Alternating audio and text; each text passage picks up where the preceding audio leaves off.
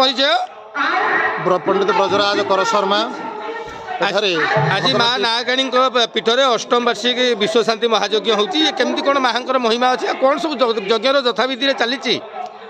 देवी प्रपन्नाति हरे प्रसिद्ध प्रसिद्ध मात जगत खलस्य प्रसिद्ध विश्वेश्वरी पाहि विश्व तमेश्वरी देवी चरचरस्य शक्ति माता बा नाहाकाणींकर अपार करुणारू ये अंचल बहु दिन धरी यज्ञोत्सव कार्यक्रम चालू रही यज्ञोत्सव धरित्री शस्य श्यामला हवा सहित समस्त प्रजा मानकर मंगल साधन हुए समस्ते धनजन गोपलक्ष्मी वृद्धि हो समस्ते ए पृथ्वी रे भलरे बसवास करती तेणु शक्तिमाता माँ नाहाकाणींकर बहुत कृपा अच्छी जी जहाँ मानसिक करती एठारे संपूर्ण भाव में से मानसिक कर रही तांकर मानसिक पूरण हुए तेणु समस्त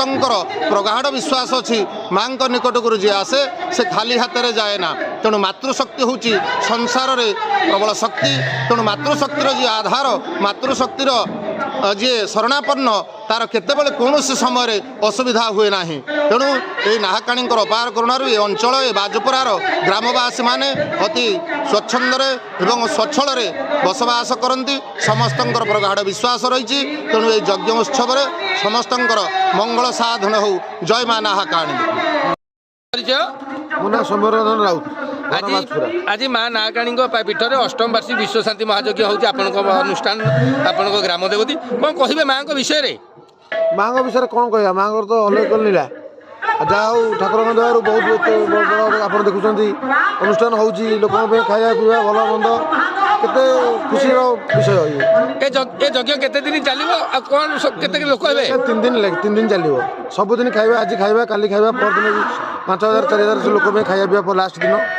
जोरदार पूरा आम देखुचु जहाँकि ये माँ पाखे जी जहाँ मागे सी पाए ये हूँ अपार करुणा भाई माँ लोक मैंने कहे माँ विषय घर बाजपुरा माँ नागाणी पीठ में जो अष्टम वार्षिक धरी विश्व शांति महायज्ञ चलती कौन कहे माँ देखु ये बाजपुरार अधिष्ठात्री देवी माँ नागाणी प्राय 1000 वर्ष पूर्व ये प्रतिष्ठित होती एवं जो मैंने भक्त मैंने जो मान अति अशुभ अति अशांति एवं बाधा विघ्न घटे से माँ का आश्रय ने निश्चय लाभवान हे उपकृत होती आम धारणा और विश्वास रही धन्यवाद माँ नागाणी बाजपुरा पंचायतर सबुठ श्रेष्ठ अनुष्ठान ये हूँ नागाणी माँ पीठ दीर्घ 3 दिन पर्यंत ये यज्ञ अनुष्ठान आज पाला विभिन्न